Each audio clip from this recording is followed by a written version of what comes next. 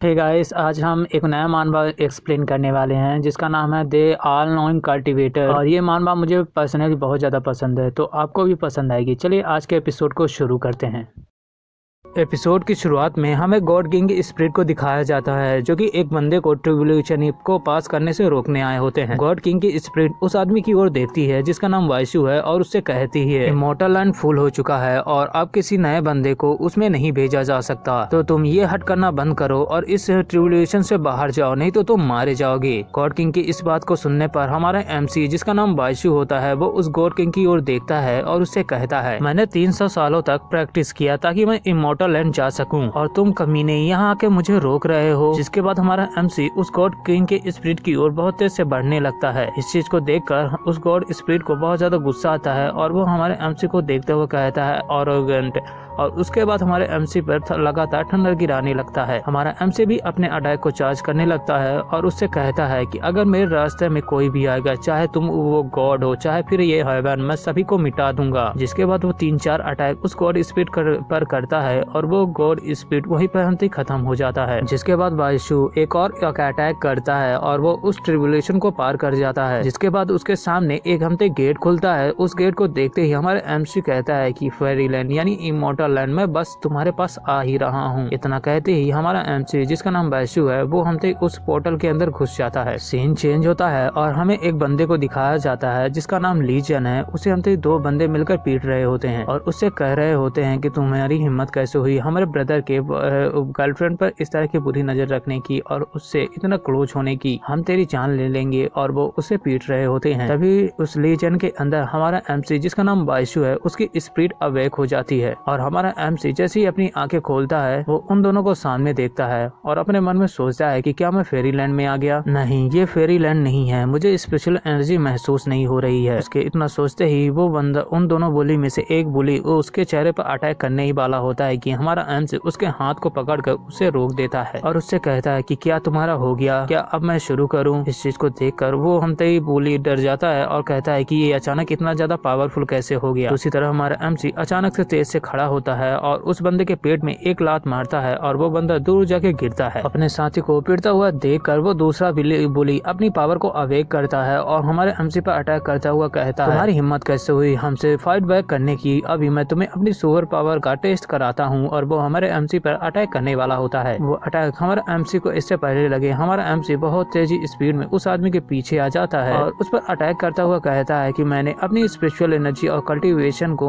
भले ही खो दिया है, लेकिन तुम जैसे कमजोरों को मैं बहुत आसानी से हैंडल कर सकता हूँ। जिसके बाद हमारा एमसी उस आदमी को पीट देता है और उन दोनों को लगातार पीटना शुरू कर देता है। जिसके कुछ देर बाद हम उन दोनों पुलिस को हमारे एमसी के सामने झुका हुआ देखते हैं जो कि उससे माफी मांग रहे होते हैं और कह रहे होते हैं कि बिग ब्रदर हमें जाने दो, हमने जानबूझ के नहीं किया। उन दोनों की इस तरह की माफी को सुनते हुए हमारा एमसी कहता है ठीक है, यहाँ से भाग जाओ, दोबारा अपना चेहरा मुझे मत दिखाना। और हमारे एमसी की इतनी बात सुनते ही वो दोनों हमसे बहुत तेजी स्पीड में वहाँ से भागना शुरू कर देते हैं। दूसरी तरफ हम अपने एमसी को देखते हैं जिससे कि ली जैन की मेमोरी आने लगती है। उसे देखते ही हमारा एमसी कहता है कि इस बंदे का नाम ली जैन है और इसने अपने पेरेंट्स को बहुत ही बचपन यानी बहुत छोटी उम्र में खो दिया था, जिसे बाद में उसकी मदर की फ्रेंड जिसका नाम लिव ईरान ने है उसे गोद ले लिया था। लेकिन बचपन से ही अपने माता पिता को खोने के कारण ली जैन बहुत ज्यादा इंट्रोवर्ट हो गया था और किसी से भी ज्यादा बात नहीं करता था। इसीलिए सभी लोग उसका फायदा उठाते हैं और उसको बुली करते हैं। हम वापिस वाइशु को देखते हैं जो कि सोच रहा होता है कि जबरदस्ती इमॉर्टल लैंड जाने के चक्कर में लगता है हेवन ने मुझे मॉर्टल में ट्रांसफॉर्म कर इस वर्ल्ड में भेज दिया है। गाइस, अब से हम इसे लीजन ही कहेंगे, वाइशु अब नहीं कहेंगे, तो कोई भी कंफ्यूज मत होना। लीजन अपने हमसे सोच में बिजी होता है कि तभी उसके सामने एक लड़की आती है जो उसका नाम पुकारते हुए कहती है कि लीजन, आज उन लोगों ने फिर से तुम्हें बुली किया। इस लड़की का नाम जेसी है और ये हमसे लीजन के अडॉप्टेड मदर की डॉटर है। जेसी उसके पास आती है और उसे हील करना शुरू कर देती है और लीजन को डांटते हुए कहती है अगर तुम फाइट नहीं कर सकते तो क्यों तुम हमसे उनसे बुली होते हो, तुम्हें चुपचाप वहाँ से भाग जाना चाहिए। अगर मदर को ये बात पता चली तो तुम्हें पता है वो कितने ज्यादा तुम्हारे लिए बरी होंगी। जेसी उसके हाथ को हील कर देती है और उसकी ओर देखती है। जेसी उसकी ओर देखती है तो हमारा एमसी अपने ही सोच में मगन होता है और उसी मैजिकल पावर पावर जिसका नाम हमसे सुपर पावर है उसके बारे में सोच रहा होता है। तभी जीसी उसके सर में एक हाथ मारती है और उससे कहती है कि आखिरकार तुम बोल क्यों नहीं रहे हो। जिस पर हमारा एमसी उसकी ओर देखता है और उससे कहता है कोई भी मॉडल मुझे हर्ट नहीं कर सकता, तुम्हें चिंता करने की कोई जरूरत नहीं है। उसकी इस बात को सुनने पर हमारी जीसी जो है उसको देखते हुए कहती है कि क्या इसकी बीमारी और भी बढ़ गई। जिसके कुछ देर बाद वो उसके हाथ को पकड़ती है और कहती है कि चलो छोड़ो, चलो घर चलते हैं। और वो हमारे लीजन को खींचते हुए घर की ओर जाने लगती है। इसी के साथ हमारे एमसी की आवाज आती है जो हमें बताना शुरू करता है कि ये वर्ल्ड जहाँ मैं पहले रहता था उससे बिल्कुल ही बहुत ही अलग है। इस दुनिया में बहुत बड़ी बड़ी बिल्डिंग्स है, साथ ही इस दुनिया में एक कार नामक प्राणी है जो कि हमसे बिना मैजिक के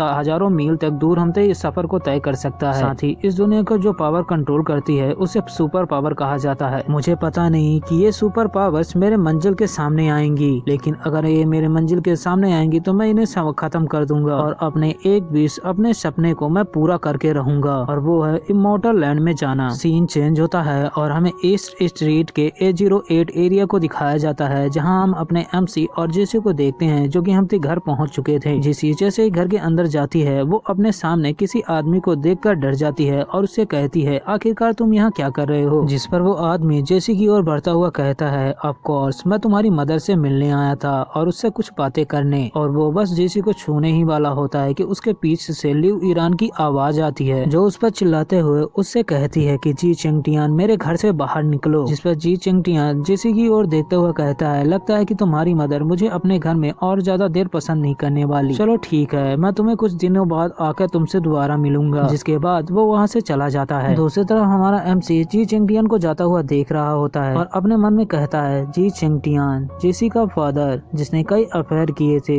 लेकिन जब लिव ईरान को इस बारे में पता चला तो उसने उसे डिवोर्स दे दिया। लेकिन डिवोर्स होने के बाद भी इसने हमसे लिव ईरान और उस जेसी का पीछा नहीं छोड़ा और इस कमीने का यहाँ आना कोई अच्छी बात नहीं है, तो मुझे अपने आप को बहुत ज्यादा स्ट्रॉन्ग बहुत जल्द ही बनाना होगा। सीन चेंज होता है और हम अपने एमसी को एक गार्डन के अंदर टेबल में बैठकर प्रैक्टिस करते हुए देखते हैं जहाँ वो अपनी पिछले लाइफ में अपने से क्रिएट किए हुए टेक्निक जिसका नाम एंशिएंट स्पिरिट है उसे प्रैक्टिस कर रहा होता है और हमें बता रहा होता है कि इस टेक्निक को प्रैक्टिस करने से आप स्पिरिचुअल एनर्जी को कंडेंस कर सकते हो, जिसके कारण आपका रियल्म जो भी होगा वो बहुत ज्यादा सॉलिड और बहुत ज्यादा मजबूत हो जाएगा। तो जब आप अपने ही सेम लेवल के बंदे से टक्कर लोगे तो आप उसे बहुत ही आसानी से हरा सकते हो। लेकिन बहुत देर प्रैक्टिस करने के बाद भी हमारा एमसी सिर्फ 3 स्पिरिचुअल पावर को कंडेंस कर पाता है। इस चीज को देखकर हमारा एमसी कहता है कि इस वर्ल्ड में स्पिरिचुअल एनर्जी बहुत ज्यादा कम है, फिर भी वो इस चीज को छोड़कर उस हमसे किए कंडेंस किए हुए स्पिरिचुअल पावर का यूज कर अपने मसल और अपने बेन्स को वो टेम्पर करने लगता है जिसमें उसे बहुत ज्यादा दर्द हो रहा होता है। लेकिन तभी अचानक उसके शरीर के अंदर से एक गोल्डन ऑरा निकलने लगता है। जैसे ही गोल्डन ऑरा निकलता है वैसे ही हमारे एमसी लीजेंड की कल्टीवेशन की रिफाइनिंग के 5th स्टेज में पहुंच जाती है। इस चीज को देखकर हमारा एमसी बहुत ज्यादा हैरान होता है और साथ ही वो उस गोल्डन ऑरा को देखते हुए कहता है ये तो इनर दाव बॉडी है जो कि बहुत ही रेयर है, मुझे लगा नहीं था कि मेरे पास इनर दाव बॉडी होगी। लीजेंड खुश हो रहा होता है कि तभी उसे किसी की चिल्लाने की आवाज आती है। जब वो सामने की ओर अपनी आंखें खोलकर देखता है तो उसके सामने एक लड़की आकर गिरती है। वो लड़की हमारे एमसी की ओर देखते हुए उससे मदद मांगती है। साथ ही उसके पीछे एक आदमी खड़ा होता है जो उसी लड़की की ओर बढ़ रहा होता है और कह रहा होता है कि अब तुम्हें कौन बचाएगा। लेकिन जब वो देखता है कि वो लड़की हमारे एमसी से मदद मांग रही है तो वो हमारे एमसी की ओर देखता है और उससे कहता है कि बच्चे किसी और के मामले में अपनी टांग मत अड़ा वरना तेरे लिए अच्छा नहीं होगा, चुपचाप यहाँ से निकल जा। उसकी इस बात को सुनने पर हमारा एमसी का मूड उतर जाता है और वो उसे देखते हुए कहता है कि कहीं भी जाओ इस तरह के इडियट्स और स्कैम की कमी नहीं होगी। एमसी के मुंह से इस तरह की बातों को सुनते ही उस आदमी को गुस्सा आता है और वो अपनी एबिलिटी जो कि हमसे थंडर एट्रीब्यूट के होती है उसका यूज कर हमारे एमसी के ऊपर अटैक कर देता है। पर वो अटैक इससे पहले एमसी को लगे एमसी उसके अटैक को हमसे पूरा बर्फ में जमा देता है और साथ ही में उस आदमी के हाथ को भी जमा देता है। इस चीज को देखकर उस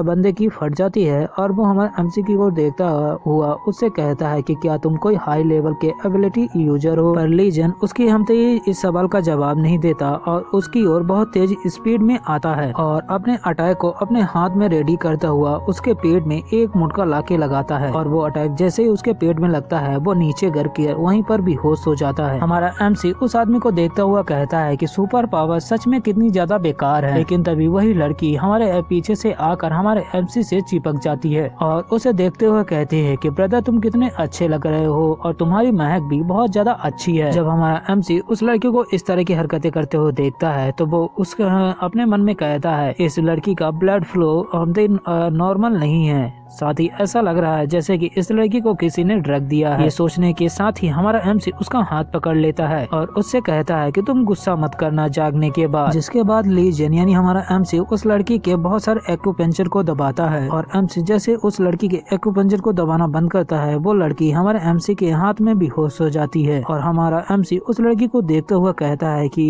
इस लड़की के अंदर से मैंने ड्रग को रिमूव कर दिया है और कुछ ही देर में इस लड़की को होश आ जाएगा। अब हमारा एमसी इससे पहले और कुछ करे किसी की चिल्लाने की आवाज आती है जो चिल्लाता हुआ हमारे एमसी से कह रहा होता है कि कमीने मेरी सिस्टर के साथ क्या किया है तूने। जब हमारा एमसी उसकी ओर देखता है तो वो अपने मन में कहता है कि एक और सुपर पावर का यूज करने वाला इस बंदे का नाम गो टियानजू है और ये 3rd लेवल का एबिलिटी यूजर है जो कि फायर को कंट्रोल कर सकता है। गो टियानजू हमारे एमसी के ऊपर हमसे ही अटैक करता हुआ उससे कहता है कि मैं तुम्हें चांद से मार दूंगा कमीने, और वो अपनी फायर एबिलिटी का यूज कर हमारे एमसी पर अटैक करता है और हमारा एमसी उसके अटैक को बहुत ही आसानी से डॉज कर लेता है और साथ ही उसके हाथ को पकड़ते हुए उसे हमसे ही एक ट्री के ऊपर हमसे जोर से ले जाके पटक देता है। उस अटैक से गो टियानजू बहुत ज्यादा घायल हो जाता है और जमीन पर वहीं पर गिर जाता है। हमारा एमसी उसके पास आता है और उसके सर में अपना पैर रख देता है और उसको बहुत ही डरावने लुक से देखता हुआ उससे कहता है कि अभी अभी तुमने मुझसे क्या कहा, तुम मेरी जान लेना चाहते हो। लीजन की इस बात को सुनते ही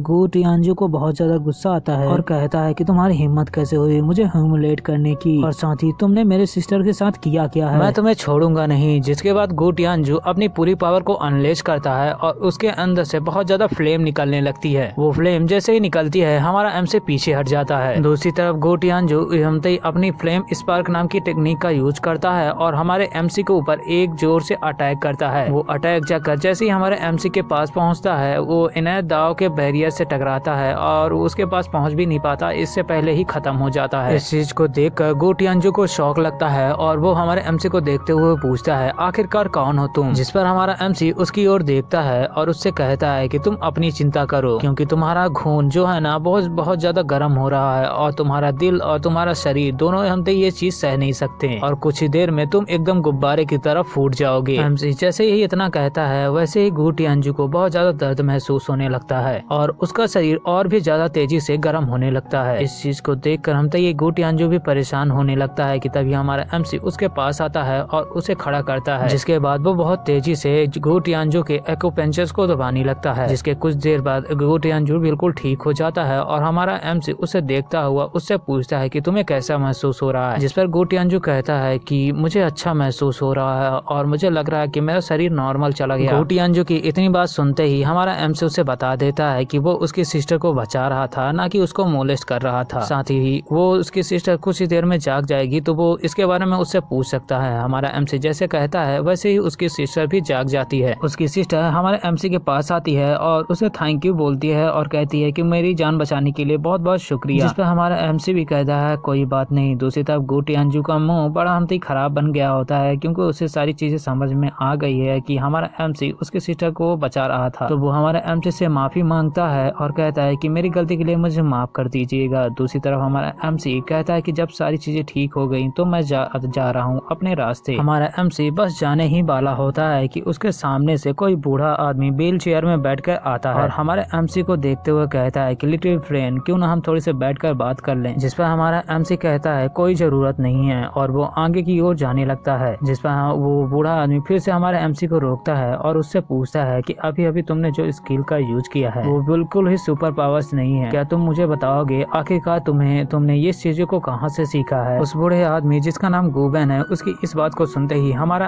एमसी रुक जाता है और अपने मन में सोचता है कि ये बूढ़ा आदमी बहुत ज्यादा इल है और इसके पास मुझे कोई भी स्पिरिचुअल फ्लक्चुएशन नहीं दिखाई दिया, पर ये मेरी स्पिरिचुअल एनर्जी को सेंस कर पा रहा है। ये बूढ़ा आदमी कोई आम आदमी नहीं लग रहा। इस चीज को सोचने के बाद हमारा एमसी आगे बढ़ने लगता है और उससे कहता है कि नो कमेंट, और इतना कहने के बाद ही हमारा एमसी वहाँ से चला जाता है। हमारे एमसी के जाने के बाद वो बूढ़ा आदमी अपने ग्रैंड डॉटर और अपनी ग्रैंड सन से कहता है कि आज जो भी हुआ इसके बारे में किसी को पता नहीं चलना चाहिए। जिसके बाद वो अपने एक आदमी यानी बॉडीगार्ड को भेजता है हमारे एमसी के बारे में पूरी जानकारी सर्च करने के लिए। और साथ ही में अपने मन में सोच रहा होता है कि अगर जैसे मैंने सोचा अगर ये बंदा वैसे ही निकला तो मेरी गू फैमिली को इससे बहुत ज्यादा फायदा होने वाला है। सीन चेंज होता है और हमें नेक्स्ट डे के मॉर्निंग को दिखाया जाता है, जहां हम अपार्टमेंट में हम न्यू ईरान को देखते हैं, जो कि हमारे एमसी को नए कपड़े दे रही होती है और उससे कह रही होती है कि आज से तुम्हारा स्कूल चालू होने वाला है, तो मैंने तुम्हारे लिए नए कपड़े तैयार किए हैं। जिसे लेते हुए हमारा एमसी उसे थैंक यू बोलता है। सीन चेंज ये होता है और हम यांजुन यूनिवर्सिटी के अंदर अपने एमसी और साथ में जेसी को एक साथ जाते हुए देखते हैं, जहां आसपास खड़े लोग जब हमारे एमसी को अच्छे कपड़े में देखते हैं तो उसके हैंडसम चेहरों को देखकर आपस में बात करने लगते हैं। साथ ही में वो आपस में बात कर रहे होते हैं कि ये इडियट, ये फूल है, लेकिन देखो कपड़े पहनने के बाद ये कितना ज्यादा अच्छा लग रहा है, हैंडसम लग रहा है। हमारा एमसी और जिनसिन वहाँ से जा रहे होते हैं कि तभी उन दोनों के सामने कोई आता है, जिसे देखते ही जिनसिन एमसी को खींचकर वहाँ से ले जाने लगती है और कहती है कि जल्दी से यहाँ से चलो। पर हमारा एमसी वहाँ से हिलता भी नहीं है और अपने सामने खड़े हुए लड़के को देखता है। इस बंदे का नाम है चेनहू और ये भी एक बुली है, जो कि हमते हमारे जिनसिन को हमते चाहता है, पसंद करता है और उसे डेट करने के लिए उसे 3-4 बार प्रपोज करा है, लेकिन हमारे जिनसिन उसे घास भी नहीं डालती और वो इसीलिए हमारे एमसी को परेशान करता रहता है। चेनहू हमारे एमसी के पास आता है और उसका कॉलर पकड़ते हुए उससे कहता है कि अभी हमारी कुछ बातें बाकी हैं, चलो हमारे साथ चलो, उसे हमें मिलकर पूरा करना है। और वो हमारे एमसी का कॉलर पकड़कर उसे वहाँ से ले जाने लगता है, पर हमारा एमसी उसके हाथ को पकड़। एपिसोड 2 की शुरुआत में हम देखते हैं कि चेनहू आकर हमारे एमसी का कॉलर पकड़ता है और उससे कहता है अभी हमें कुछ चीजों के हमते बारे में हिसाब करना है, तो तुम मेरे साथ चलो। और वो उसे घसीट कर ले जाने लगता है, पर तभी हमारा एमसी उसके हाथ को पकड़ता है और उसे अपने आप से छुड़ाते हुए उसके हाथ को मरोड़ देता है, कुल मिलाकर उसके हाथ को तोड़ देता है और उससे कहता है कि अपने गंदे हाथों को मेरे कपड़ों से और मुझसे दूर रखो। चेनहू दर्द से कर्रा रहा होता है और अपने हाथ को देखते हुए हमारे एमसी को गाली दे रहा होता है और साथ ही वो चिल्लाता हुआ बोल रहा होता है कि आखिरकार इस कमीने के पास इतनी ज्यादा पावर कहां से आ गई। जिस पर उसके बुरे साथी उसे बताते हैं कि साहब ब्रदर, इसने हमें लास्ट टाइम मारा था, हमें भी हमते बहुत ज्यादा पीटा था, तो हमें लग रहा है शायद इस गधे ने हमते अपनी सुपर पावर्स को हमते अवेकन कर लिया है। उनकी इस बात को सुनते ही चेनहू कहता है एक फूल जिसने सुपर पावर को अवेकन कर लिया है फूल ही रहेगा, चाहो उसे मारो, इसे छोड़ना मत जिंदा। चेनहू की बात सुनते ही उसके बुरे साथी हमारे एमसी की ओर बढ़ने लगते हैं और उसकी तरफ दौड़ कर अटैक करने के लिए जाने लगते हैं। उन दोनों के सामने हमारी जेसी आती है और कहती है कि स्कूल में फाइट करना मना है, अगर तुमने हमसे ये लीजन के ऊपर हाथ उठाया तो मैं जाकर प्रिंसिपल से हमसे शिकायत कर दूंगी। जिस पर उनमें से एक बुली हमसे जेसी पर अटैक करता हुआ कहता है कि चेनहू के फादर यहाँ के डायरेक्टर है, तो तुम इस बारे में भूल जाओ, यहाँ पर उनके फादर ही पूरा रूल है। और वो अटैक जेसी को लगने ही वाला होता है कि हमारा एमसी जेसी को खींचकर अपने करीब कर लेता है। उसके बाद घुमा कर एक लात उस बुली के पेट में मारता है और वो बुली दूर जाके गिरता है। इससे पहले कि लीजन हमसे रिलैक्स हो, उसके पीछे एक दूसरा बुली आता है और अपनी पावर का यूज करते हुए एमसी पर अटैक करने वाला ही होता है कि हमारा एमसी बहुत ज्यादा स्पीड में उस आदमी के पास जाता है और उल्टा ही अटैक करता है, पर वो बुली उस अटैक से बच जाता है और बहुत ज्यादा स्पीड में हमारे एमसी के पीछे आ जाता है और वो हमारे एमसी को चिढ़ाने के लिए उससे कुछ बोलने वाला ही होता है कि उसकी बात पूरी हो। हमारा एमसी उसके पास बहुत ज्यादा स्पीड में आ जाता है और जोर से एक तमाचा उसे लगाता है, जिसके कारण वो हवा में उड़ता हुआ अपने दोस्तों के पास जाके गिरता है। इस चीज को देखकर चेनहू को गुस्सा आता है और वो कहता है कि लगता है मुझे ये सारी चीजें संभालनी होगी। जिसके बाद वो हमारे एमसी की ओर बहुत तेजी से बढ़ता है और अपनी रेडियन फिस्ट का यूज करता हुआ हमारे एमसी के ऊपर अटैक करता है। साथ ही में अपने मन में सोच रहा होता है कि इस फूल ने अभी अभी अपनी सुपर नेचुरल पावर्स को अवेकन किया है, तो मैं इसे बहुत ज्यादा आसानी से हरा दूंगा। लेकिन चेनहू को तब हम तक शौक लगता है जब हमारा एमसी उसके अटैक को अपनी एक ही उंगली से रोक देता है और अपने पिछले लाइफ के ऑरा को रिलीज करता है, जिसे महसूस कर हमते ये चेनहू पूरी तरह से हिल जाता है और वो इस वक्त बहुत ज्यादा घबरा जाता है और जमीन पर गिर जाता है और हमारे एमसी को देखते हुए कहता है कि आखिरकार तुम इतने ज्यादा पावरफुल कैसे हो सकते हो। जिस पर हमारा एमसी उससे कुछ नहीं कहता है और उसकी ओर बढ़ने लगता है। इस चीज को देखकर चेनहू को डर लगने लगता है और उससे पूछा है कि आखिरकार तुम क्या करने वाले हो। जिस पर हमारा एमसी अपने हाथ को सहलाता हुआ उससे कहता है कि अगली बार से तुम संभल के रहना और किसी से भी पंगा मत ले लेना, नहीं तो तुम्हें बहुत ज्यादा भारी पड़ेगा। जिसके बाद हमें हमारे वहाँ पास सिर्फ चिन्हों के चिल्लाने की आवाज आती है। जिसके कुछ देर बाद हम चिन्हों को देखते हैं जिसका मुंह पूरी तरह से सूज गया होता है और वो वहाँ पास बेहोश हो गया होता है। हमारा एमसी वहाँ खड़ा होकर चिन्हों को देख रहा होता है कि तभी उसके पास हमारी जेसी आती है और उसका हाथ पकड़ते हुए उससे कहती है, ग्रेट ब्रदर, तुमने भी अपनी सुपर पावर्स को अवेकन कर लिया है तो अब से तुम्हें कोई भी बुली नहीं करेगा। सीन चेंज होता है और अब हमें एक बार का सीन दिखाया जाता है जहाँ हम उनमें से एक बुली को देखते हैं जो चेनहू के फादर चेन सुआओ के पास आकर उसे सारी चीजें बता देता है। उसकी सारी बातों को सुनने के बाद चेन सुआओ उस बुली को और देखता है और उससे गुस्से में कहता है, मेरे बेटे को इस तरह से पीटा गया, आखिरकार तुम लोगों के होने का क्या मतलब है। जिसके बाद वो बहुत ज्यादा इविल स्माइल देता हुआ उस लूजर की ओर बढ़ता है और अपनी पावर का यूज करते हुए उस पुली को पूरा जिंदा ही जलाकर खत्म कर देता है। जिसके बाद वो अपने पास खड़े हुए एक आदमी जिसका नाम रेन वुकोंग है उसे ऑर्डर देता है कि जाके वो पता करे आखिरकार किसकी हिम्मत हुई उसके बेटों को इस तरह से पीटने की और उनसे पंगा लेने की। इस बात को रेन वुकोंग भी मान जाता है और वहाँ से निकल जाता है। सीन चेंज होता है और हम अपने एमसी और जीसी को मार्केट से होते हुए घर की ओर जाते हुए देखते हैं जहाँ जीसी हमारे एमसी को समझा रही होती है कि उसने हम तई चिन्हों को मारकर उसे बीट कर अच्छा किया है लेकिन इस तरह से वो ट्रबल में फंस सकता है। पर हमारा एमसी अपने आप में ही बिजी होता है और उसकी किसी बात को नहीं सुन रहा होता है और अपने मन में सोच रहा होता है कि स्कूल में स्पिरिचुअल एनर्जी एक दूसरी जगह में कंपेयर करे तो बहुत ज्यादा है, जिसके कारण मैं अभी की रिफाइनिंग के 7th लेवल में हूँ और ऐसा ही अगर चलता रहा तो मैं बहुत जल्दी ही की रिफाइनिंग के 9th स्टेज में पहुँच जाऊंगा। हमारा एमसी इस बारे में हम सोच रहा होता है कि तभी उसे महसूस होता है और वो जब हम बगल में देखता है तो उसे पता चलता है कि एक अटैक उन दोनों के ऊपर लगने वाला है। पर हमारा एमसी बहुत ही ज्यादा स्पीड में खुद को और साथ में जीसी को भी बचा लेता है। साथ ही में उस अटैक से हुए इफेक्ट से हम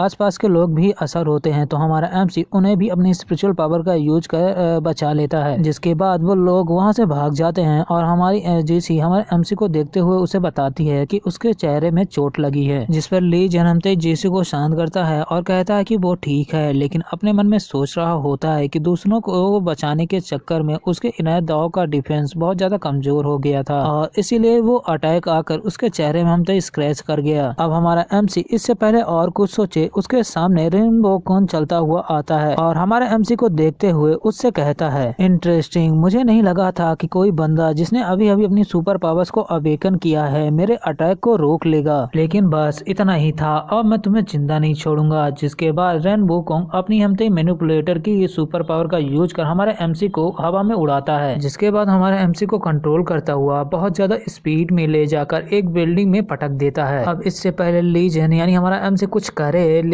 रेन वुकोंग अपनी सुपर पावर का यूज करता हुआ बहुत सारे स्टोन्स को हमते कंट्रोल करता है और उन्हें ले जाकर एक साथ हमारे एमसी के ऊपर बहुत जोर से अटैक करता है और वहाँ चारों तरफ धुआं ही धुआं हो जाता है। जिसके बाद हम देखते हैं कि हमारा एमसी उस बहुत से बड़े पत्थर के नीचे दब गया होता है। इस चीज को देखकर रेन वुकोंग को लग रहा होता है कि हमारा एमसी खत्म हो गया और वो जीसी की ओर बढ़ता हुआ कहता है कि वैसे तो मैं तुम्हें नहीं मारना चाहता था, लेकिन तो अपने हाथ को फिर से गंदा करने में मुझे कोई दिक्कत नहीं होगा और वो जीसी की ओर बढ़ने लगता है। पर इससे पहले रेन वुकोंग जीसी को कोई नुकसान पहुंचाए हमारा एमसी यानी लीजन उस पत्थरों को अपनी तलवार से काटता हुआ बाहर निकल आता है। उस चीज को देखकर हमते रेन वुकोंग को शौक लगता है और साथ ही में इस चीज से शौक लगता है कि एमसी को कोई भी चोट नहीं लगी होती और वो फिर से अपनी सुपर पावर्स का यूज करता हुआ हमारे एमसी पर अटैक करता है और साथ ही में उससे पूछता है कि आखिरकार उसने किस तरह की सुपर पावर्स को अवेकन किया है। जिस पर हमारा एमसी उसके सवाल का जवाब नहीं देता है और अपनी तलवार का यूज करता हुआ उसके सभी आने वाले अटैक को एक साथ काट कर टुकड़ों में बिखेर देता है। जिसके बाद वो रेन वुकोंग के पास बहुत ज्यादा स्पीड में आता है और उसे अपनी तलवार से घायल कर देता है। घायल होने के बाद रेन वुकोंग जमीन में पड़ा होता है और हमारे एमसी और जीसी की ओर देखता है और उन दोनों से कहता है कि इतना ज्यादा खुश मत हो, तुमने हमारे मास्टर को हमसे ही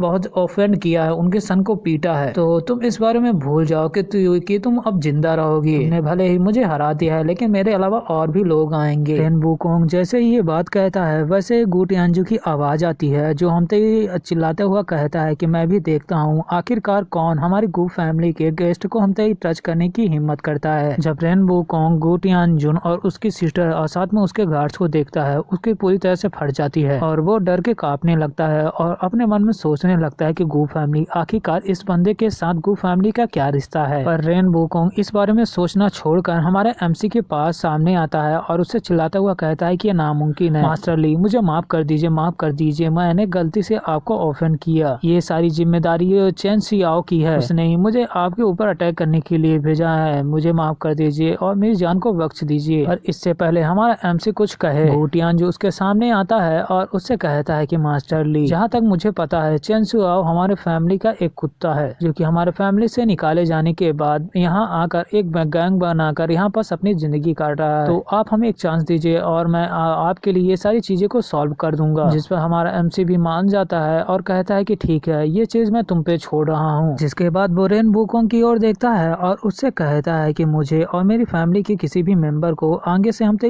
परेशान मत करना, नहीं तो तुम उसके लिए खुद जिम्मेदार होगे। जिस पर रेन वुकोंग कहता है ठीक है मास्टर, और वहाँ से एकदम से फुर्र हो जाता है। सीन वापिस हमारे एमसी पर आता है जो कि वहाँ से जाने लगता है कि तभी उसे हमसे गू टियानजू रोकता है और अपना हाथ जोड़ते हुए हमारे एमसी से कहता है कि मास्टर, पिछली बार आपने मेरी सिस्टर की जान बचाई, मतलब उसको बचाया था, लेकिन हम लोगों ने आपको ठीक से शुक्रिया नहीं किया। तो मैं आपको अपनी गू फैमिली में इनवाइट करना चाहूंगा और आपका अच्छे से शुक्रिया करना चाहूंगा। जिस पर हमारा एमसी लीजन उसे साफ साफ मना करता है और कहता है कि अगर मैंने उस पर अगर एक्शन लिया भी नहीं होता, फिर भी तुम्हारी गू फैमिली इतनी ज्यादा पावरफुल है कि तुम्हारी सिस्टर को कुछ भी नहीं होता। और वो वहाँ से जाने लगता है। गू टियानजू उसे रोकने की कोशिश करता है पर हमारा एमसी नहीं रुकता। पर तभी हमारे एमसी के सामने गू टियानजू की सिस्टर आती है जो उससे कहती है कि मास्टर, अगर आप घर नहीं गए तो ग्रैंडपा हमको ब्लेम करने वाले हैं और हमें डांटेंगे, तो प्लीज मेरे बेनिफिक्टर मेरे साथ चलो। पर अचानक ही हमारे एमसी को कोई चीज महसूस होती है और वो गू टियानजू की सिस्टर गू टियानजेन को अपने करीब ले जाता है और उसके गले में पड़े हुए एक नेकलेस को हाथ से निकाल लेता है और उस नेकलेस को देखते हुए अपने मन में कहता है कि अर्थ ट्रेजर आखिरकार इसके पास कैसे। तभी गू टियानजू की सिस्टर गू टियानजेन की आवाज आती है जो हमारे एमसी से कहती है कि बेनिफिक्टर, अगर आपको इस तरह के हमसे पत्थर यानी ट्रेजर जो भी चाहिए, ये हमारे ग्रैंडपा के पास बहुत सारे हैं जिसे वो हमारे ग्रैंडपा ने बहुत मेहनत से कलेक्ट किया है, और अगर आपको और भी इसी तरह की चीजें को देखना है तो आप हमारे साथ चल सकते हैं। उसकी इस बात को सुनते ही हमारा एमसी तुरंत मान जाता है और उन लोगों को चलने के लिए कहता है। सीन चेंज होता है और हमें गू फैमिली के मैनर को दिखाया जाता है जहां हमारा एमसी उन दोनों के साथ आ गया होता है, जिसके साथ हमारी जीसी भी होती है। वो चारों जैसे ही गू फैमिली के अंदर जाते हैं, हमारा एमसी गू वेन यानी हमसे गू टियानजू और उसकी सिस्टर के ग्रैंडपा को देखता है। गू वेन हमारे एमसी यानी लीजन का स्वागत करता है और उसे टेबल में बैठकर खाना खाने के लिए कहता है, जिस पर हमारा एमसी उसे साफ साफ मना कर देता है और उससे उसी लॉकेट के बारे में पूछता है। लीजन की बात सुनते ही हमारा गू वेन उससे पूछता है कि इस तरह की चीजें मेरे पास बहुत सारी हैं, क्या मैं अपने लिटिल फ्रेंड से पूछ सकता हूँ कि आखिरकार इस लॉकेट में क्या खास है। जिस पर हमारा एमसी उसकी ओर देखता है और उससे कहता है कि जब तुमने इन सारी चीजों को कलेक्ट किया है तो तुम्हें पता ही होगा कि आखिरकार ये क्या है। उन दोनों के इस तरह के चिट-चैट को सुनने के बाद हमारे जीसू को कुछ भी समझ में नहीं आ रहा होता है और उसका मूड खराब हो रहा होता है और वो कह रही होती है कि आखिर ये दोनों किस भाषा में बात कर रहे हैं, मुझे कुछ समझ में क्यों नहीं आ रहा। दूसरी तरफ गू वेन हमारी एमसी की बात सुनते ही उसे कहता है कि लगता है कि तुम्हें इस चीजों के बारे में बहुत ज्यादा जानकारी है, तो क्या मैं अपने लिटिल फ्रेंड को इनवाइट कर सकता हूँ मेरे साथ चलने के लिए और इन ट्रेजर्स को हम तक थोड़ा सा चेक करने के लिए। जिस पर हमारा एमसी भी मान जाता है और वो दोनों वहाँ से चले जाते हैं। सीन चेंज होता है और हम उन दोनों को एक स्टोरेज रूम के अंदर देखते हैं जहाँ गू वेन हमारे एमसी से कहता है कि लिटिल फ्रेंड, यहाँ सारी चीजें हैं जो कि आज तक मैंने कलेक्ट की है, तो तुम फ्री हो जाकर किसी भी चीज को ले सकते हो। जिस पर हमारा एमसी आगे बढ़ता है और आसपास की चीजों को सारी चीजों को चेक करने लगता है। जिसके कुछ देर बाद वो गू वेन के पास आता है और उससे कहता है, यहाँ पर बहुत सारी चीज रखी है लेकिन उनकी क्वालिटी अच्छी नहीं है, ये सारी चीजें मेरी किसी यूज की नहीं है। एमसी की इस बात को सुनते ही गू वेन का पूरा मूड उतर जाता है और वो अपने मन में कहता है कि मुझे कितनी मेहनत लगी ये सारी चीजें कलेक्ट करने में, पर इसकी नजर में इन चीजों की कोई अहमियत नहीं है। इस चीज को सोचने के बाद गू वेन हमारे एमसी से माफी मांगता है, जिसके बाद वो अपने कुर्सी में लगे हुए एक बटन को प्रेस करता है और जिसके प्रेस करते ही एक कांच का शीशा जमीन से ऊपर बाहर निकलता है। वो शीशा जैसे ही निकलता है उसके अंदर एक रिंग रखी होती है। उस रिंग की तरफ इशारा करता हुआ गू वेन हमारे एमसी से कहता है, लिटिल फ्रेंड, मेरे पास एक और स्पेशल चीज है, शायद उस चीज में तुम इंटरेस्टेड हो। इस चीज का नाम है कर्जेड रिंग और जैसे कि इसका नाम है वैसे ही इसके ऊपर कर्ज है जो भी बंदा या कोई भी इस रिंग को अपने हाथ में पहनता है वो पागल हो जाता है और जिसके बाद एक काली फ्लेम यानी ब्लैक फ्लेम आकर उसे जिंदा जला देती है। गुवेन की इस बात को सुनते ही हमारा एमसी उस रिंग की ओर बढ़ने लगता है और गुवेन को बताता है इस रिंग का नाम कर्जेड रिंग नहीं है बल्कि इसका असली नाम बू जियाओ है। हमारा एमसी जैसे ही उस रिंग का असली नाम लेता है वो रिंग उस कांच के ग्लास को तोड़कर हमारे एमसी के हाथ में यानी उंगली में चली आती है। वो रिंग जैसे ही एमसी की उंगली में जाती है वैसे ही उसके अंदर से बहुत ज्यादा ऑरा निकलने लगता है जिसके कुछ देर बाद उसके अंदर से ब्लैक फ्लेम निकलने लगती है और हमारे एमसी को चारों तरफ से घेरने लगती है। इस चीज को देखकर गुवेन डर जाता है और वो हमारे एमसी से चिल्लाता हुआ उसे कहते ही संभल कर रहने के लिए बोलता है, लेकिन वो अचानक किसी चीज को देखकर रुक जाता है और शॉक में आ जाता है। हम अपने एमसी को देखते हैं जिसे वो काली फ्लेम यानी ब्लैक फ्लेम छू भी नहीं पा रही होती हैं और उसे कोई नुकसान नहीं पहुंचा रही होती हैं। हमारा एमसी खुद से कहता है कि आज इस रिंग को मैं अपने काबू में करके रहूंगा, ये रिंग मेरे लिए बहुत जरूरी है इस बार। जिसके बाद वो अपनी आंखों को बंद करता है और अपनी कॉन्शियसनेस को उस स्पिरिचुअल रिंग के अंदर डालता है। सीन चेंज होता है और हम अपने एमसी को उस एंशिएंट स्पेस रिंग के अंदर देखते हैं जहां हमारा एमसी जैसे ही आता है वो अपने सामने हेल फायर डॉग को देखता है। वो हेल फायर डॉग जैसे ही हमारे एमसी को देखता है अपनी ब्लैक फ्लेम का यूज कर हमारे एमसी पर अटैक करता है, लेकिन हमारा एमसी एक कवच यानी एमसी शील्ड बनाकर उस अटैक से बच जाता है। इस चीज को देखने के बाद वो हेल फायर डॉग अपने क्लॉज अपने एमसी पंजे से हमारे एमसी पर अटैक करता है, पर इससे पहले वो अटैक आकर हमारे एमसी पर लगे हमारा एमसी स्पिरिचुअल कॉन्शियस प्रेशर को उस डॉग के ऊपर लगाता है और जैसे ही वो प्रेशर उस डॉग के ऊपर लगता है वो डॉग सीधे आसमान से जमीन पर धड़ाम से गिरता है। जिसके बाद हमारा एमसी उस कुत्ते के पास जाता है और उससे पर अपने स्पिरिचुअल प्रेशर को डालते हुए उससे कहता है कि मुझे सरेंडर करो या फिर मारे जाओ, जिस पर वो कुत्ता भी डर जाता है और अपने नॉर्मल फॉर्म में आ जाता है। जिसके बाद हमारा एमसी उसके पास जाता है और उसे कॉलर से उठाता है और उससे कहता है अब से और अभी से मैं तुम्हारा मास्टर हूँ, तो फ्यूचर में कभी भी तुमने मुझे धोखा देने की कोशिश की तो मैं उसी वक्त तुम्हारी इस सोल को खत्म कर दूंगा। एमसी की इस बात को सुनते ही उस डॉग यानी हेलफायर डॉग के पसीने छूट जाते हैं और वो डर जाता है। सीन चेंज होता है और हम अपने एमसी को देखते हैं जिसने की हमते रिंग को पूरी तरह से काबू में कर लिया था और सारी फ्लेम उस रिंग के अंदर चली जाती हैं। हमारा एमसी यानी लीजन उस रिंग को देख रहा होता है कि तभी उसके पीछे से गुवेन उसे हमते ही कांग्रेचुलेशन करता है और उससे कहता है कि तुम ही हो जिसे मैं ढूंढ रहा था, आखिरकार तुम यहाँ फाइनली आ ही गए। और वो बहुत ज्यादा खुश होता है कि तभी वो खून की उल्टी करने लगता है अचानक और बेहोश हो जाता है और जिसके बेहोश होते ही उस व्हीलचेयर से आवाज और वार्निंग आने लगती है जिसमें बताया जा रहा होता है कि पेशेंट मर रहा है और उसे इमीडिएटली ट्रीटमेंट की जरूरत है।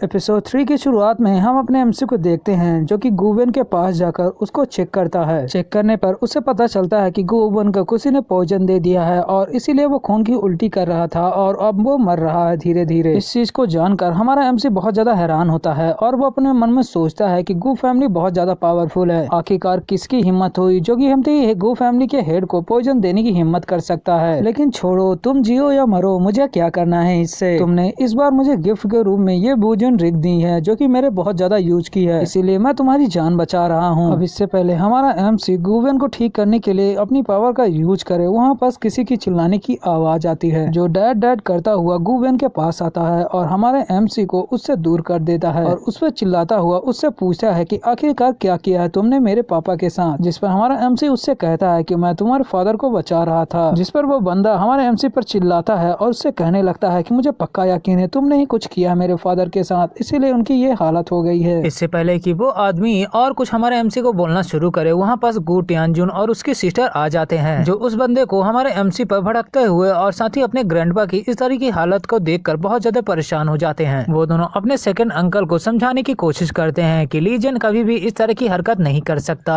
यहाँ पास जरूर कोई गलत फहमी हुई है। पर उनके सेकंड अंकल के सर पर भूत सवार होता है और वो गुस्से में उनको भी डांट देता है। जिसके बाद वो अपने साथ आए हुए डॉक्टर एंड्रू को अपने फादर को हील करने के लिए कहता है, जिस पर डॉक्टर एंड्रू अपनी पावर यानी सुपर हीलिंग पावर का यूज करते हुए गूबेन पर उससे कहते हैं कि मैं अपनी पूरी कोशिश करूंगा। लीजन भी ये सारी हरकतें देख रहा होता है और डॉक्टर एंड्रू की पावर को देखकर अपने मन में कहता है, इंसान के अंदर के वाटर का यूज कर उसके इंटरनल इंजरीज को हम तक ठीक करने की कोशिश, ये सुपर पावर अच्छी है, लेकिन पॉइजन पहले ही इसके हार्ट के अंदर जा चुका है तो इसका कोई फायदा नहीं है और ये यूजलेस है। और ऐसा होता भी है। कुछ ही देर में गूवेन फिर से खून की उल्टी करता है और बेहोश हो जाता है। इस चीज को देखकर वहाँ खड़े सभी लोग हैरान हो जाते हैं और परेशान हो जाते हैं। तभी डॉक्टर एंड्रू सभी को बताते हैं, मेरी सुपर पावर मिस्टर गू को ठीक नहीं कर सकती, उन्हें हील नहीं कर सकती, मुझे माफ कर दीजिएगा। शायद हमें मिस्टर गू को बरी करने के लिए तैयार कर देना चाहिए। डॉक्टर एंड्रू की इस बात को सुनते ही वही हम सेकंड अंकल हमारे एमसी पर भड़कने लगता है और उससे कहता है, आखिरकार तुमने मेरे फादर के साथ किया क्या है जो कि हम डॉक्टर एंड्रू भी उन्हें हील नहीं कर सकते। जिस पर हमारा एमसी यानी लीजन उसे कहता है कि मैंने तुम्हारे फादर को कुछ भी नहीं किया है और अब तुम्हारे फादर के पास देखने से पता चल रहा है कि उनके पास ज्यादा टाइम नहीं है, तो तुम मुझे मौका दो और ताकि मैं तुम्हारे फादर को सेव कर सकूं। जिस पर वो सेकंड अंकल फिर से हमारे एमसी को रोक देता है और कहता है कि मैं तुम पर कैसे भरोसा कर सकता हूँ, पक्का तुमने मेरे फादर के साथ कुछ किया है, मैं तुम्हें आज छोड़ूंगा नहीं। उसकी इस बात को सुनते ही हमारा एमसी को भी गुस्सा आता है और वो उस पर चिल्लाता हुआ उससे कहता है कि तुम मुझे अपने फादर को हील करने से बार बार रोक रहे हो, मुझे तो लग रहा है कि तुमने ही अपने फादर के साथ कुछ न कुछ किया है। लीजन की इस बात को सुनते ही वो सेकंड अंकल कुछ देर के लिए घबरा जाता है और हेजिटेशन में आ जाता है। जिसके कुछ देर बाद वो हमारे एमसी से कहता है कि तुम अभी भी मुझसे जुबान लड़ाने की कोशिश कर रहे हो, रुको मैं तुम्हें बताता हूँ। जिसके बाद वो कुछ सिक्योरिटी गार्ड्स को बुलाता है और हमारे एमसी को अरेस्ट करने को कहता है। अब इससे पहले वो सिक्योरिटी गार्ड जाकर हमारे एमसी को अरेस्ट करे, हमारे एमसी चुटकी बजाता है और वो जैसे चुटकी बजाता है वो वैसे ही कहता है कि बाहर निकलो, इन लोगों के साथ थोड़ा सा खेलो। और वो जैसे ही कहता है वैसे ही उसके रिंग से 3 हेडेड हेल डॉग निकल आता है, जिसे देखकर वो सिक्योरिटी गार्ड वहीं रुक जाते हैं और आसपास के लोग भी देखकर बहुत ज्यादा हैरान हो जाते हैं। दूसरी तरफ वहीं हम सेकंड अंकल को देखते हैं जो कि एमसी के उस समनिंग बीस्ट को देखकर बहुत ज्यादा हैरान हो जाता है और डर जाता है और जमीन में गिर जाता है और देखते हुए हमारे एमसी से कहता है कि आखिरकार कौन हो तुम। जिस पर हमारा एमसी उसकी ओर देखता है और उससे कहता है कि अपने एटीट्यूड को ठीक करो वरना तुम क्या खो दोगे, क्या होगा तुम्हारे साथ तुम्हें पता भी नहीं चलेगा। सीन चेंज होता है और हम अपने एमसी लीजन को देखते हैं जो कि गूवेन को देख रहा होता है और उसके हेल्थ को चेक कर रहा होता है। जिसके कुछ देर बाद वो अपने स्पिरिचुअल एनर्जी का यूज कर एक्यूपेंचर्स नीडल्स बनाता है और उन्हें हमते गूवेन के सर में हमते लगा देता है। जिसके कुछ देर बाद वो अपनी स्पिरिचुअल एनर्जी का यूज कर गूवेन के दिल से उस पॉइजन को निकाल लेता है और वो पॉइजन जैसे ही निकलता है वैसे ही गूवेन को कुछ देर बाद होश आ जाता है। गूवेन को जैसे ही होश आता है उसके ग्रैंडसन और ग्रैंड डॉटर आकर उसके गले लग जाते हैं और रोने लगते हैं। दूसरी तरफ वहीं उसका सेकेंड सन हमते उसको शॉक लगता है क्योंकि हमते हमारे एमसी ने गूवेन को ठीक कर लिया था। दूसरी तरफ हम गूवेन को देखते हैं जो कि अपनी बॉडी को चेक करता है और खुद से कहता है, जब से मैं बीमार हुआ हूँ मुझे कभी भी ऐसा कंफर्टेबल महसूस नहीं हुआ जो कि मुझे इस वक्त महसूस हो रहा है। जिसके बाद वो हमारे एमसी के सामने अपना हाथ जोड़ता है और उससे कहता है, थैंक यू मेरे लिटिल फ्रेंड, मेरी जान बचाने के लिए। जिस पर हमारा एमसी उससे कहता है कि कोई बात नहीं है, मैं इस वक्त तुम्हारे साथ था इसीलिए मैंने तुम्हारी जान बचा ली, लेकिन अगर फ्यूचर में फिर से किसी ने तुम्हें पॉइजन दिया तो तुम भगवान से दुआ ही कर सकते हो कि आकर वो तुम्हें बचा ले।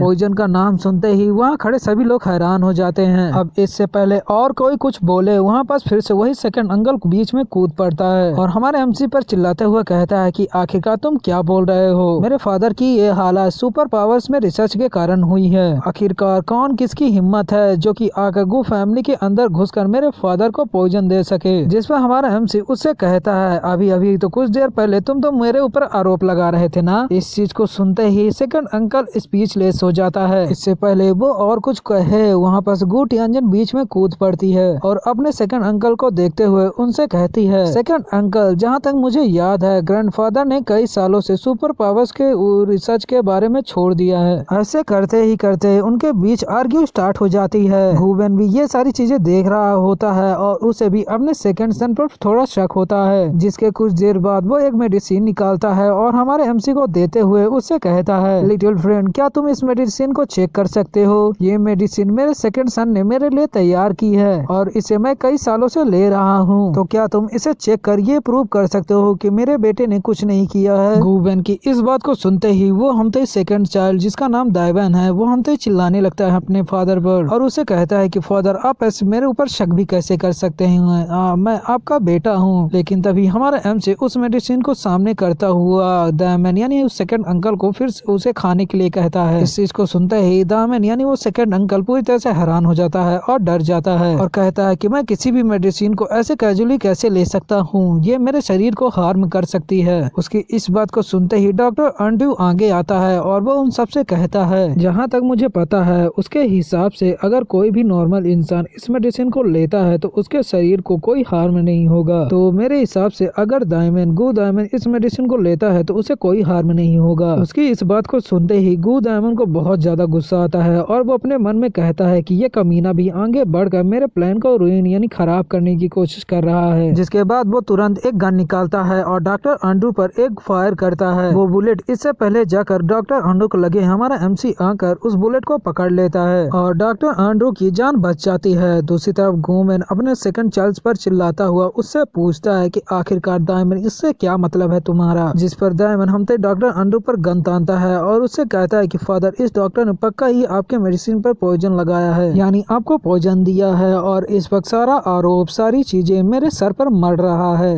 दाइमन की इस बात को सुनते ही डॉक्टर एंड्रयू घबरा जाता है और वो गूबैन को अपनी सफाई देने लगता है। दूसरी तरफ हम लीजन को देखते हैं जो कि इस तरह की हरकतों को देखकर बहुत ज्यादा चिढ़ गया होता है, परेशान हो गया होता है और वो दाइमन को देखते हुए उससे कहता है कि लगता है कि तुम गिव अप नहीं करने वाले हो, चलो मैं तुम्हें हमारा असली चेहरा सबको दिखाता हूँ। और जैसे ही लीजन ये कहता है वैसे ही वो अपनी स्पिरिचुअल एनर्जी का यूज कर दाइमन के हाथ पर अटैक करता है। उस अटैक से लगने से दाइमन की गन नीचे गिर जाती है, साथ ही में उसके हाथ में एक जो कपड़ा होता है वो फट जाता है और उसके हाथ में जो रेड मार्क्स होते हैं वो सभी को दिख जाते हैं। सभी मार्क्स को देखकर वहाँ खड़े सभी लोग हैरान हो जाते हैं। दूसरी तरफ हमारा एमसी उस मार्क की ओर इशारा करता हुआ सभी को बताता है कि इस तरह के निशान तभी किसी इंसान को होते हैं जब कोई इंसान पॉइजन से बहुत सालों तक कनेक्ट हो और अपने हाथों से उस पॉइजन को बनाए। वो पॉइजन उसके शरीर के अंदर धीरे धीरे कर चला जाता है और इस तरह के निशान को छोड़ देता है। शुरुआत के कुछ सालों में ये पॉइजन तो असर नहीं करता लेकिन कुछ सालों बाद ये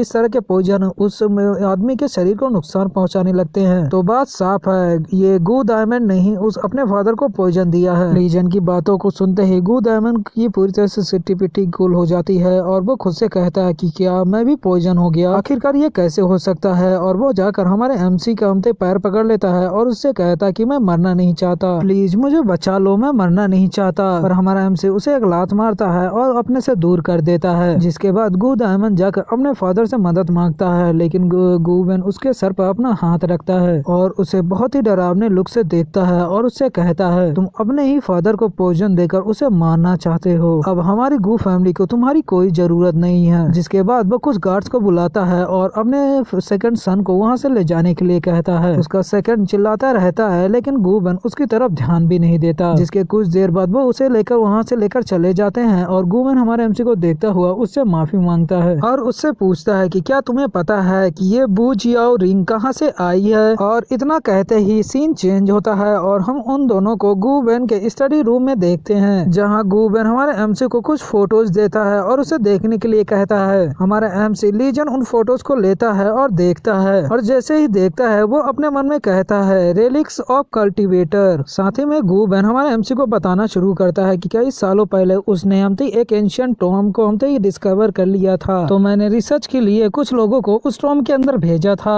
और अभी तक तुमने जो भी मेरे कलेक्शन में देखा वो सारी चीजें उसी एंशिएंट टॉम के अंदर से आई हैं। गूबैन की इस बात को सुनने पर हमारा एमसी यानी लीजन उस एंशिएंट टॉम का पता पूछता है लेकिन गूबैन उसे बताता है कि एंशिएंट टॉम के अंदर कोई मैकेनिज्म अचानक से चालू हो गया था और वो अपने आप ही सेल्फ डिस्ट्रैक्ट होकर खत्म हो गया। लेकिन अगर मेरे फ्रेंड को इतनी ज्यादा जरूरत है तो मैं तुम्हारे लिए और भी ऐसे ही एंशिएंट टॉम को ढूंढने की कोशिश कर सकता हूँ। गूबैन की इस बात को सुनने पर हमारा एमसी उससे कहता है तुम एक सुपर पावर रिसर्चर हो, आखिर तुम मेरी इतनी ज्यादा मदद करने की कोशिश क्यों कर रहे हो। जिस पर गूबैन उसे बताना शुरू करता है कि लिटिल फ्रेंड मुझे तुम्हारी मदद चाहिए। जब ये तुम्हारा ओल्ड फ्रेंड यंग था तब उसे लगता था कि पावर बेल्ट और सब कुछ उसके जेब में है, इसलिए उसने सुपर पावर के ऊपर रिसर्च करने के बारे में सोचा और मैं इस चीज से भी हमते पीछे नहीं हटा जहाँ मुझे उन सारे रिसर्च को अपने ऊपर यूज करना था। लेकिन मैं जस्ट इस सुपर पावर के करीब जाता गया मुझे पता चलता गया कि इस सुपर पावर को कंट्रोल नहीं किया जा सकता। इंसान अपनी हमते इमोशंस को खो देता है और उनके कब्जे में आ जाता है और उसे पता भी नहीं चलता कि आखिरकार वो क्या कर रहा है। इंसान कभी भी इस पावर को कंट्रोल नहीं कर सकते, इसीलिए मैंने कोई दूसरा रास्ता ढूंढने की कोशिश की जहाँ मुझे कल्टीवेटर्स के बारे में पता चला,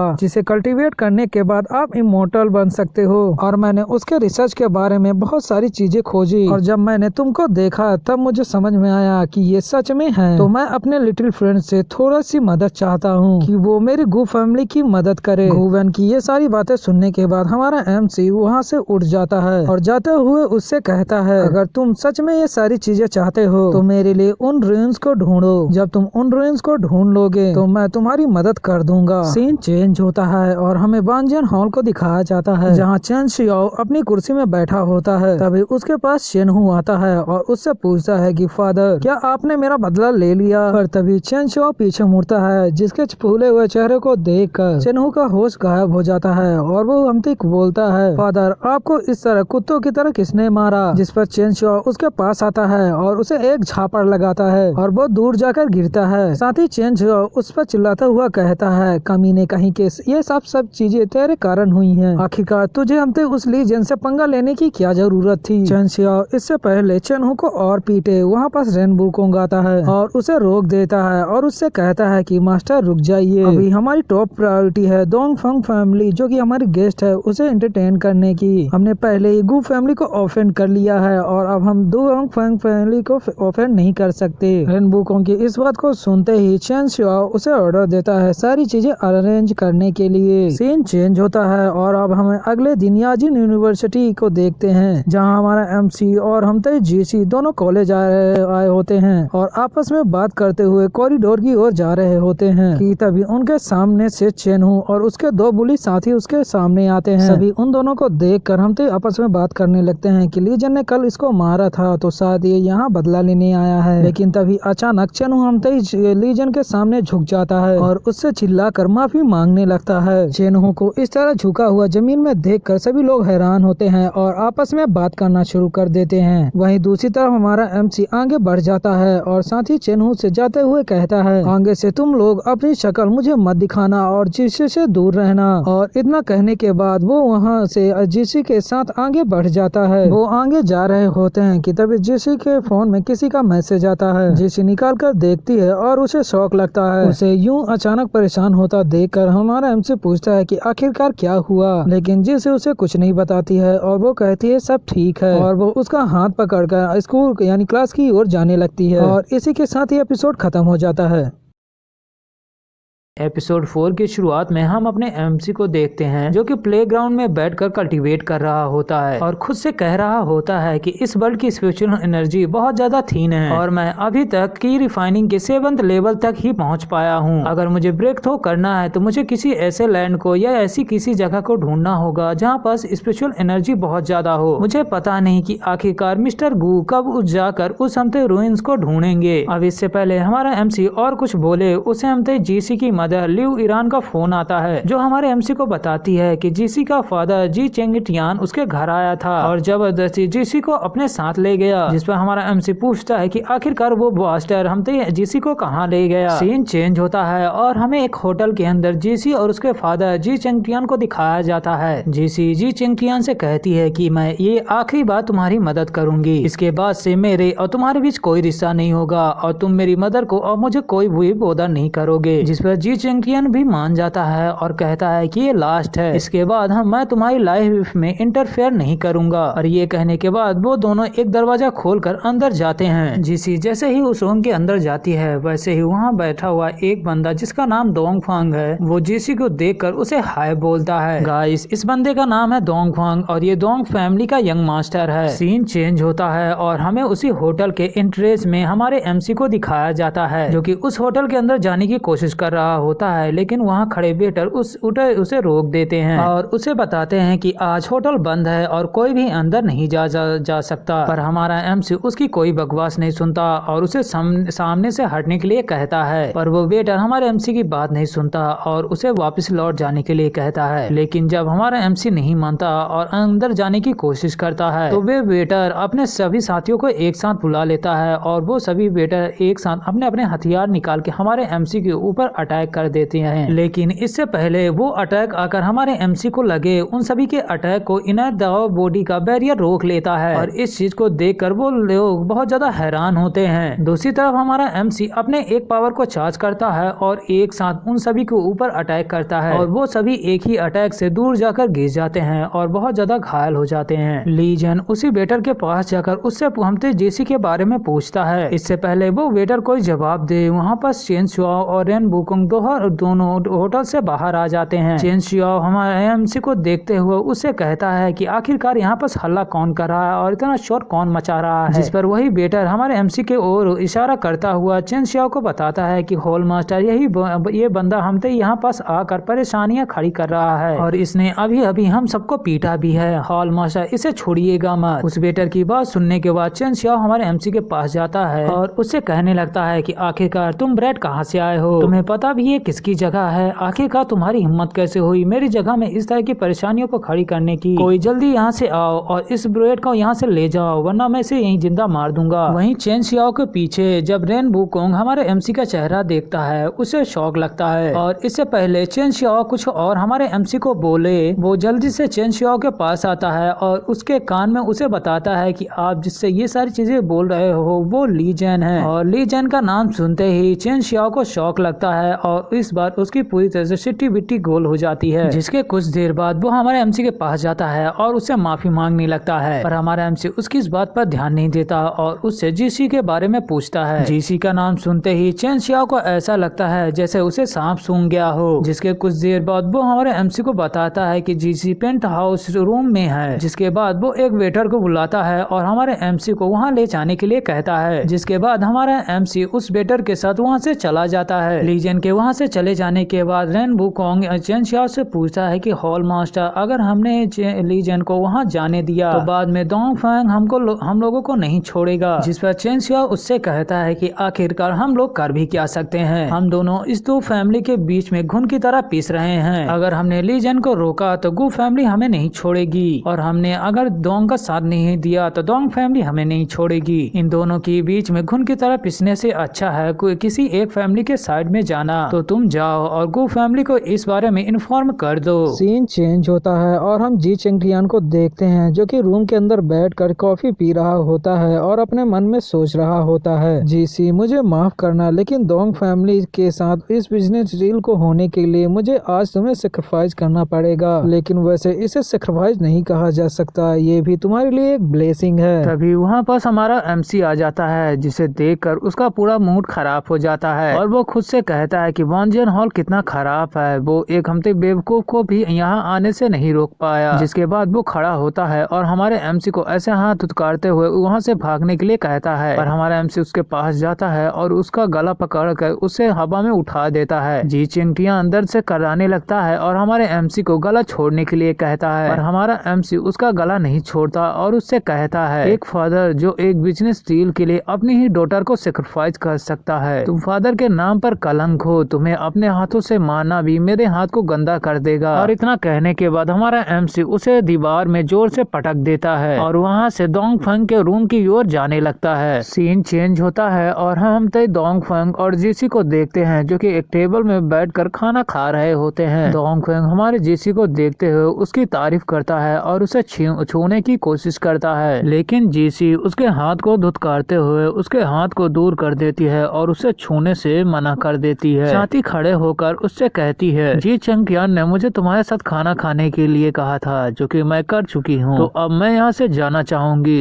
ये कहने के बाद जीसी वहाँ से जाने लगती है, पर तभी डोंगफेंग हमारे जीसी को रोकता है और उससे कहता है कि जीसी अगर तुम जाना चाहो तो मैं तुम्हें नहीं रोकूंगा, पर तुम्हें क्या पता है अगर तुम यहाँ से चली गई तो तुम्हारा फादर तुम्हारी मदर के साथ क्या करेगा। ये बात सुनते ही जीसी को गुस्सा आता है और वो उसकी ओर गुस्से से देखती है और कुछ भी नहीं बोलती। दूसरी तरफ तरफ डोंग फेंग जेसी को बैठने के लिए कहता है तो जेसी जाकर टेबल में बैठ जाती है। साथ ही में डोंग फेंग उसकी ओर एक गिलास शराब करता हुआ उसे पीने के लिए कहता है और उसे बताता है कि ये पीने के बाद मैं और तुम दोनों हम अपने अपने रास्ते चले जाएंगे और इसके बाद मैं कभी भी तुम्हें बॉदर नहीं करूंगा। और इतना कहने के बाद वो अपने मन में कहने लगता है कि जीसू इसे पियो, इसे पीने के बाद से तुम हमेशा के लिए मेरी हो जाओगी। दूसरी तरफ जीसी उस शराब के गिलास को लेते हुए अपने मन में सोचती है कि क्या मुझे इसके बातों पर भरोसा करने चाहिए। पर इससे पहले जीसी कोई फैसला ले और इस चीज को पिए, दरवाजा तोड़कर हमारा एमसी अंदर आ जाता है, जिसे देखते ही जीसी उस शराब को छोड़कर तुरंत लीजन के पास जाती है और उसके गले लग जाती है। डोंग फेंग भी ये सारी चीजें देख रहा होता है और वो अपनी सीट से खड़ा होता है और हमारे एमसी को देखता हुआ उससे बोलता है, एक फूल जो मेरे प्लान को रुइन करना चाहता है, आज मैं तुझे जिंदा नहीं छोड़ूंगा। जिसके बाद वो अपनी सुपर पावर का यूज करता हुआ हमारे एमसी के ऊपर अटैक करता है और हमारा एमसी उसके अटैक को बहुत ही आसानी से ले लेता है और अपने स्पिरिचुअल पावर को रिलीज करता हुआ उसे डोंग फेंग के ऊपर अटैक के रूप में यूज करता है। डोंग फेंग उस स्पिरिचुअल अटैक को हमसे सह नहीं पाता और दूर जाकर एक दीवार से टकरा कर नीचे जमीन में गिर जाता है और खुद से कहता है कि आखिरकार क्या चल रहा है और वो फूल इतना ज्यादा पावरफुल कैसे हो सकता है। दूसरी तरफ हमारा एमसी हमसे डोंग फेंग के पास आता है और अपना पाल्म अटैक रेडी करता हुआ उससे कहता है, अगर मेरी फैमिली के ऊपर बुरी नजर रखी और उन्हें ऑफेंड किया, इसके लिए मैं तुम्हें आज नहीं छोड़ूंगा। और वो डोंग फेंग को जान से मारने के लिए उस पर ताउस पाल्म टेक्निक का यूज कर अटैक करता है। वहाँ पास बहुत बड़ा धमाका होता है और चारों तरफ धुआं ही धुआं हो जाता है। जब धुआं हटता है तो हम देखते हैं कि एक बंदा जिसका नाम कोंग है उसने डोंग फेंग को बचा लिया होता है। ये डोंग फेंग का बॉडीगार्ड है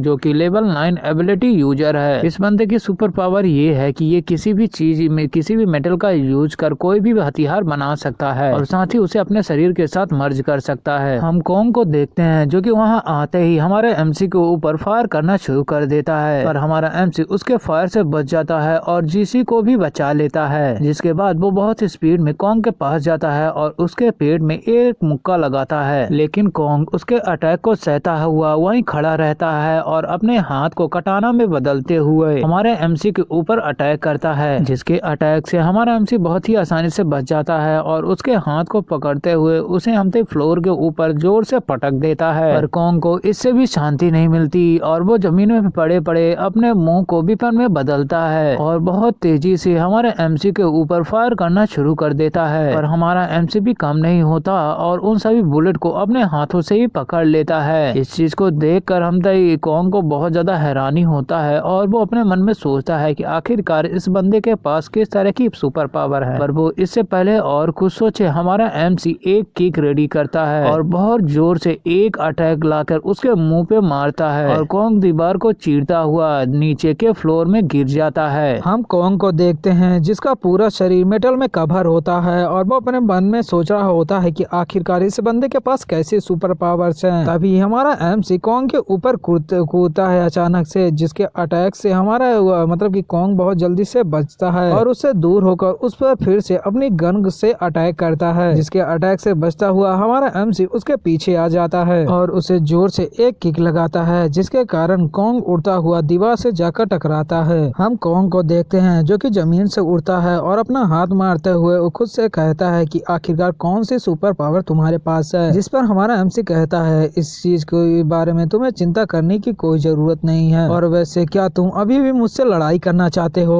उस बंदे के लिए जिसका शरीर तो इंसान का है लेकिन दिल एकदम एनिमल का है। जिस पर कोंग कहता है मुझे कोई फर्क नहीं पड़ता, मुझे टास्क दिया गया है उसे प्रोटेक्ट करने का तो मैं उसे प्रोटेक्ट करूंगा। और इतना कहते ही वो एक ट्यूब निकालता है और उसे अपने शरीर में लगा लेता है। उस ट्यूब के अंदर की जो भी चीज होती है जैसे उसके शरीर के अंदर जाती है वो दर्द से कर्राने लगता है। जिसके कुछ देर बाद वो अपने हाथ को फिर से वेपन में बदलता है और हमारे एमसी के ऊपर फिर से बीम से अटैक करने लगता है और हमारे एमसी के ऊपर लगातार 2-3 अटैक लगाता है पर हमारा एमसी शील्ड बनाकर उस अटैक से बच जाता है और अपने मन में सोचता है कि हाँ ये पहले से ज्यादा स्ट्रॉन्ग लग रहा है। जिसके बाद वो चुटकी बजाता है और अपने 3 हेल डॉग को अपने रिंग से बाहर निकाल लेता है, जो कि बाहर आते ही कोंग के ऊपर एक गुर्रार लगाता है और उसकी तेज रोयर से कोंग को कंफ्यूजन यानी चौंक जाता है और वो इससे पहले और कोई अटैक करे हमारा एमसी उसके पीछे आ जाता है और उसे एक और शॉक वेव देता है जो कि शॉर्ट इंटेंट का होता है। और वो शॉर्ट इंटेंट का शॉक जैसे ही हमती कॉन्ग को लगता है, कॉन्ग वहीं पास बेहोश हो जाता है। सीन चेंज होता है और हम कुछ देर बाद हमते अपने एमसी को देखते हैं, जिसके पास हमते जीसी आती है और उसके गले लग जाती है और उससे पूछती है कि क्या तुम ठीक हो, जिस पर हमारा एमसी उसे शांत करता है और उसे बताता है कि वो ठीक है। तभी जीसी हमते थ्री हेल डॉग की ओर देखती है और उससे पूछती है कि क्या तुमने हमते इस डॉग को समन किया है, जिस पर हमारा एमसी कहता है कि हाँ, और ये मेरा सिर्फ स्लेव है और कुछ भी नहीं। सीन वापस हमते डोंगफेंग पर आता है, जिसके पास जी चिंगटियान आता है और उसे उठाता है। डोंगफेंग हमारे एमसी को देखता है और उससे गुस्से में चिल्लाते हुए बोलता है, मेरी पूरी लाइफ में किसी ने मुझे इतना ज्यादा ह्यूमिलेट नहीं किया, आज मैं तुझे जिंदा नहीं छोड़ूंगा। और वो अपने गार्ड्स को कहकर हमारे एमसी को चारों तरफ से घेरवा लेता है। अब इससे पहले वो बॉडी गार्ड्स बढ़कर हमारे एमसी के ऊपर अटैक करें, गुवेन की आवाज आती है जो कहता है कि आखिरकार किसकी हिम्मत हुई हमारे गू फैमिली के बेनिफैक्टर को हाथ लगाने की। वो आवाज सुनते ही सभी लोग हमते गुवेन की ओर देखते हैं, जो कि व्हील चेयर में बैठा हुआ अपने बॉडी गार्ड के साथ वहाँ आता है। उसे देखते ही डोंगफेंग हैरान हो जाता है और अपने मन में सोचता है कि आखिरकार ये गू फैमिली का हेड यहाँ क्या कर रहा है। मेरे फादर ने इसे कई बार हमसे बातें करने के लिए अपने यहाँ डोंग फैमिली में बुलाया, लेकिन ये कभी भी उसके वहाँ नहीं गया। दूसरी तरफ हम गुवेन को देखते हैं जो कि हमारे एमसी के पास जाता है और उससे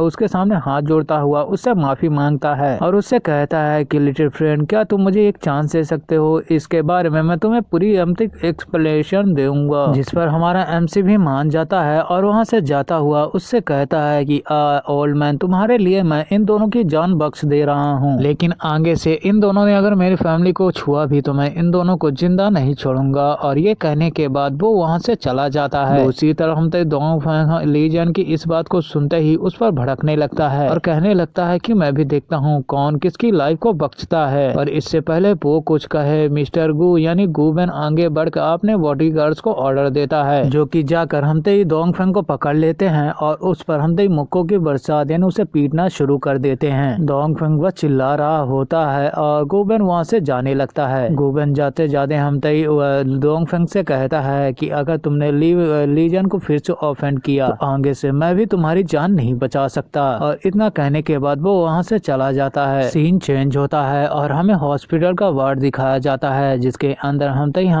डोंगफेंग को देखते हैं जो कि जी चिंगटियान के ऊपर गुस्सा कर रहा होता है और उस पर भड़क रहा होता है और उससे कह रहा होता है कि आखिरकार तुम्हें इस बारे में कैसे नहीं पता कि तुम्हारी एक्स वाइफ का अडॉप्टिव सन का रिलेशनशिप गू फैमिली से है। जिस पर जी चिंगटियान उसे समझाने की कोशिश करता है, लेकिन हमते डोंगफेंग कुछ भी नहीं मानता और उससे कहता है कि अगर मैंने उस बंदे को हाथ लगाया तो गू फैमिली पक्का ऑफेंड हो जाएगी और हमारे फैमिली के बीच जो कोऑपरेशन होने वाला है वो भी टूट जाएगा। और अगर वो कोऑपरेशन टूटा तो मेरे डोंग फैमिली के एल्डर्स मुझे जिंदा नहीं छोड़ेंगे। उसकी इस बात को सुनने के बाद जी चिंगटियान उसे सजेशन देता है कि वो पर्सनली इस चीज को हैंडल नहीं कर सकता, तो वो क्यों ना असेसंस को हायर कर लीजन को जान से मरवा दे। इस बात को सुनते ही डोंगफेंग मान जाता है और उसे इस काम को करने के लिए कहता है। सीन चेंज होता है और हमें हमते लीजन के अपार्टमेंट यानी ली ईरान के अपार्टमेंट को दिखाया जाता है, जहां हम अपने एमसी को सोफे में बैठकर बुक्स को पढ़ते हुए देखते हैं कि तभी उसके डोर पर किसी का नॉक होता है। हमारा एमसी जब उस डोर को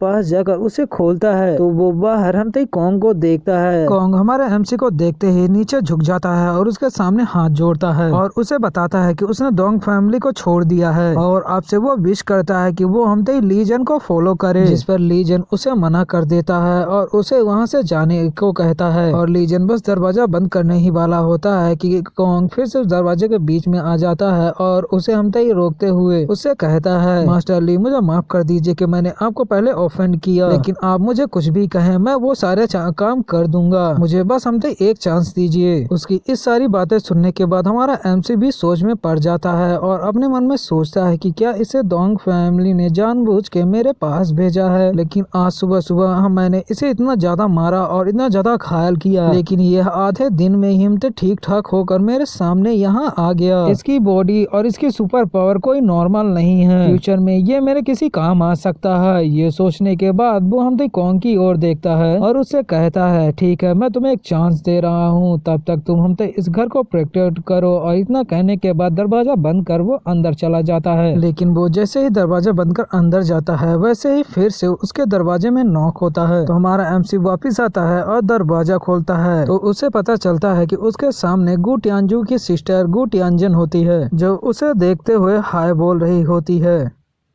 और इसी के साथ एपिसोड खत्म हो जाता है।